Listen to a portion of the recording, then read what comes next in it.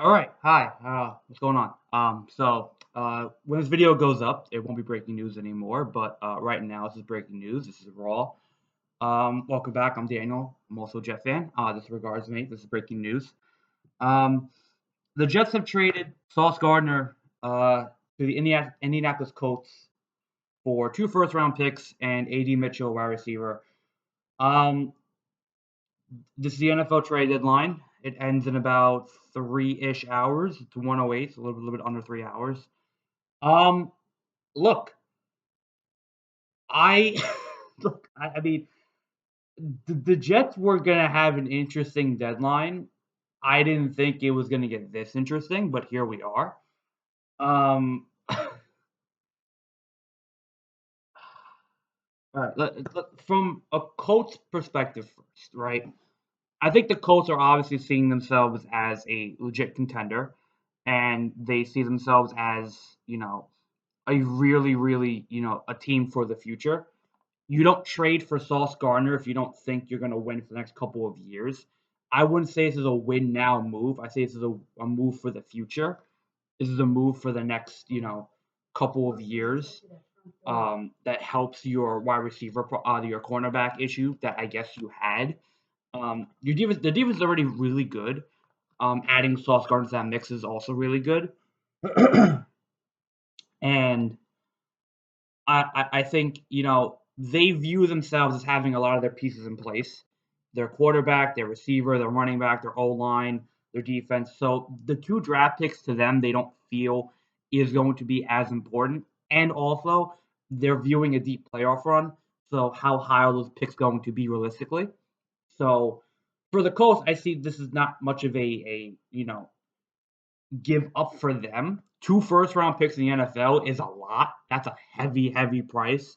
First round picks are a commodity. Um, and clearly the Jets looked at this and said this is a move that helps their future, and that when you get a haul like this for a player, it's kind of hard to say no, especially for a cornerback. And if you don't know, I'm not the biggest Sauce Gardner fan. I haven't been the past 2, 3 years. I feel like he hasn't lived up to his rookie year status. I think there's been a little bit of a decline in his performances the past 2 years. Last year into this year as well, I don't feel like he warranted the big contract that he got. Um, I feel like it was a bit of an overpay. But that being said, I don't think Sauce Gardner is a bad cornerback. I think he's a good cornerback. I think he's been okay this year. Um, and I think when you look at it from that perspective, um, they're okay with this in that regard. And I think it's a little weird that Darren Movie, the new GM, gave Sauce Gardner a brand new extension and gave him a multi-year extension for a lot of money and committed him to the future of the Jets. He was going to be here for the next 5.5 years. Like he was going to be a Jet for most of his career, and they decided to cut ties now. So in that regard, it's a little bit strange. And I think when you rip talent and good talent off a team that is very thin, especially at cornerback, it's a weird move to make. Now, with that being said, the Jets also traded Michael Carter Jr., another slot safety, cornerback safety. So, um, man, there's still more. The trades also they also got a quarterback. I'm hearing as well. No, no, no. Okay. Um, Ignore what I just said. But they traded Mike Gardner to the Eagles. That's another corner down. So they're very thin at corner. They have Jalen Brownlee Jr., who they traded from the Titans, who they seem to really like. And clearly, this is a move that Aaron Glenn, their move, discussed and that they, wanted to get out there. Um, I guess they feel like they've done the best they could with Sauce Gardner in terms of development, and that they feel like this is a price that's worth the trade. But again, you're ripping talent from an already depleted defense for your future. So, in that regard, the Jets made this trade for that reason. So, and look, like I said, I'm not the biggest Sauce Gardner fan, but I do think he's talented. I think he could be a one. Yeah, is he better off as a two? Probably, but I don't know. I think as a Jet fan, this is just what happens. We don't keep talented players for long, and we just continue to, bank on the future. Now, again, 2 first-round picks is very good. It's a very good part of the business, and getting talent like that is important in the door. So we'll see. Maybe they'll trade up if they get into later rounds. They could use that pick for later. They clearly want to recoup some of what they lost in the Aaron Rodgers trade as well, so that is also important. And it clears up a lot of cap space. The Jets already had a lot of cap space going into next year anyway. Um, I think now after this move, they bumped up to like $90 million in cap space. And when you don't have to pay a quarterback at the end of the year, that's also going to be very important. So they can kind of go crazy in free agency if they want to. Um, so in that regard, the Jets have set themselves up for a big off season in the draft and in free agency as well. Like I said, there's like a couple hours left of the deadline, so we'll see if another move is pending or happening. Um, yeah, we'll see what else the Jets decide to do if anything comes through the pipeline. Um, Obviously, Will McDonald's name was still thrown around out there. Jermaine Johnson's name was thrown around out there. Garrett Wilson was kind of teased a little bit. Michael Carter, we kind of had an idea. Um, but we'll see. We'll see what else. Quinnen Williams' name was on the block as well. Quincy Williams. So we'll see. The Jets still have some time. Maybe they want to get more draft picks. They want to completely destroy this team and just rebuild from scratch. This is what they want to consider doing. So we'll see. But the Jets have traded Sauce Gardner to the Indianapolis Colts for 2 first-round picks and a wide receiver. Um, Look, we'll see. I don't know. I don't know what the Jets are planning for in the future. I don't know where this is going to lead. I think they're looking at this year as already chalked in that they're kind of okay with what they have. And look, as Sauce Gardner hasn't had that big of a year this year, he hasn't been performing that well. So but we know how this goes. He's going to go to Indianapolis. He's going to do great, and he's going to be a great corner because that's what happens. So, and Indy got him to a really good corner. There's less pressure on him already there. That defense is already solid. They're looking to win for the next couple of years. This helps them do that. And yeah, I think Indy's looking for a win now move. This was it. They gave up a lot. The Jets got a good, decent chunk of it, but they have to do something with it. Jets have to draft right, develop right, use it well. They got Adonis Mitchell, which is a good receiver, on top of having Garrett Wilson and now, John Mitchell III and Josh Reynolds. You have an okay wide receiving core, I guess, which has already been depleted. So you're giving Justin Fields more weapons to work with. So we'll see. We'll see where this leads. May not be the last time you hear from me today. We'll see.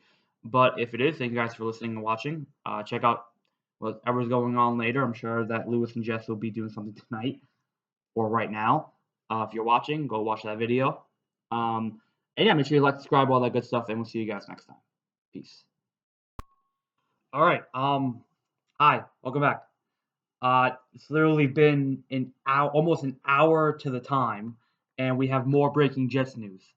The Jets are trading Quinnen Williams to the Dallas Cowboys for a 2027 first-round pick, a 2026 second-round pick, and defensive tackle Mazi Smith. Sorry, Mazi Smith. I believe that's right. Yeah, Mazi Smith. So the Jets trade deadline just keeps getting better. Here we go. Let's start with the Cowboys first of all. So they are getting a very good defensive tackle in Quinnen Williams. Maybe he might get pushed to defensive end. We'll see because of Kenny Clark. So we'll see where Quinnen Williams ends up. But he's been one of the better defensive tackles in the league. The numbers don't really show it, but he's a great run stopper and he's a great, pass rusher that can help out. Clearly, the Cowboys didn't have a replacement for Micah Parsons. So they need a pass rusher. They need somebody who could rush the ball and stop the run and kind of do a little bit of everything. And Quinn Williams is not Micah Parsons, but he kind of does things similarly to Micah Parsons. So in that regard, it kind of makes sense. He's still 27 years old, relatively young, still under contract for the next couple of years. So they're getting a really good replacement in that regard. Um, yeah, and he's going to help their defense, which has been atrocious this year, just coming off a bad loss to the Cardinals. Um, So the defense is going to need this improvement as well. So we'll see how much it helps them. And yeah, I think it's a good deal for Jerry Jones. He gave up a lot.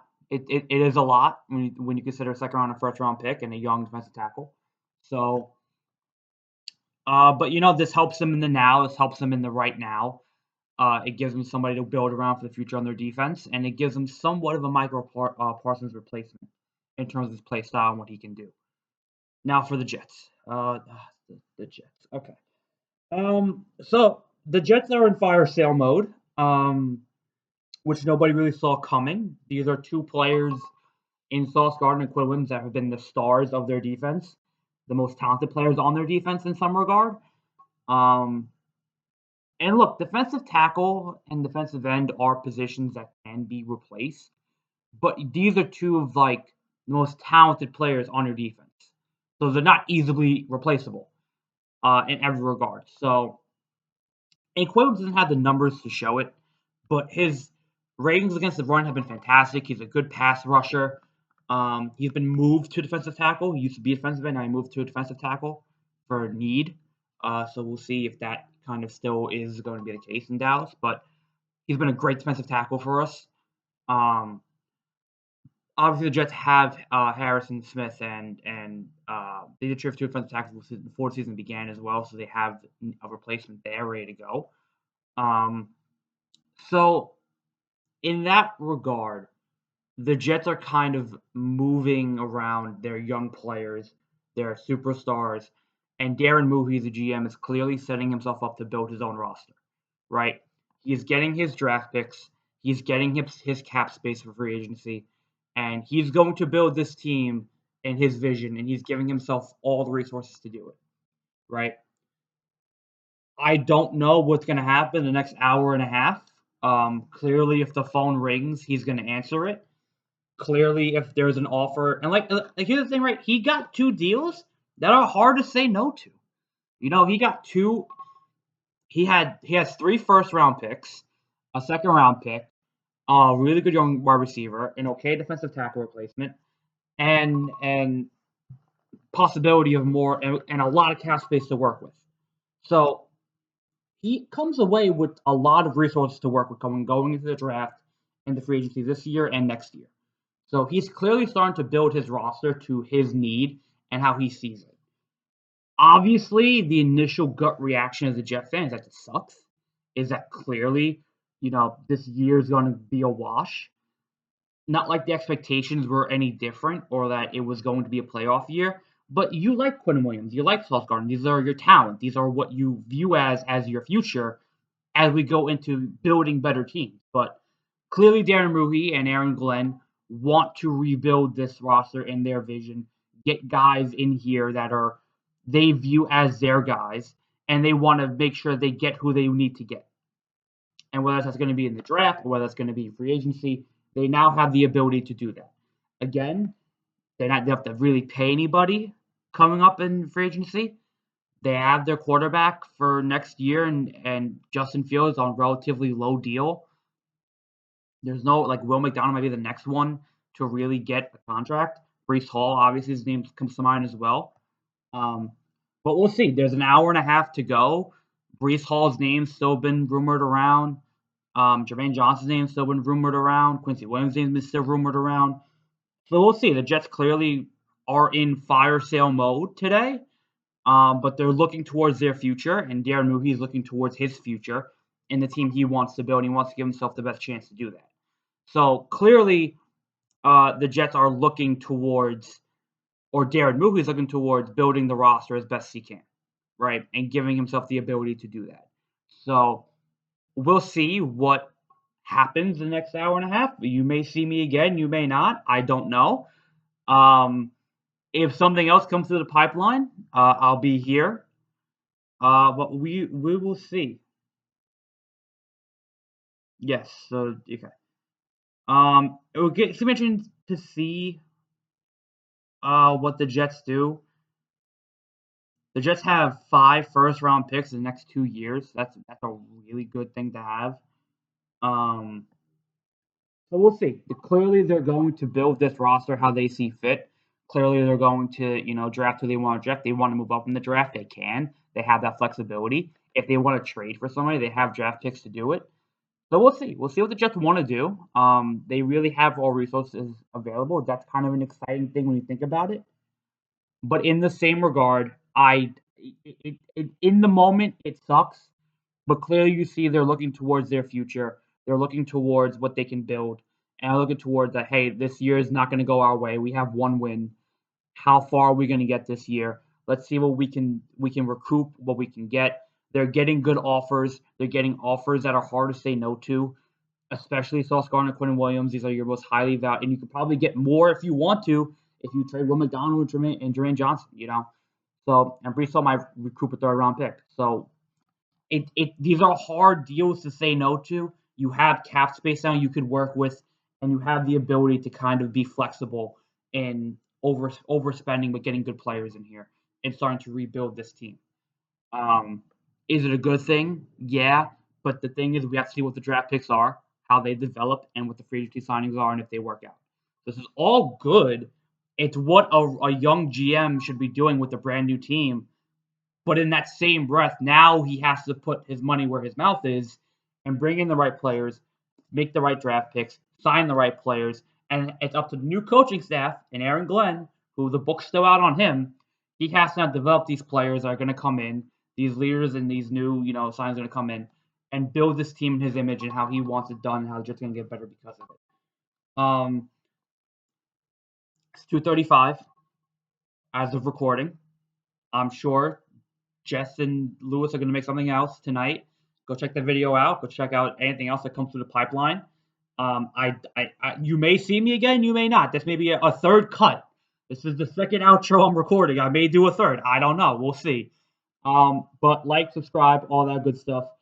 Make sure to check it out. Check out all our other videos. And we'll see you guys next time. Peace.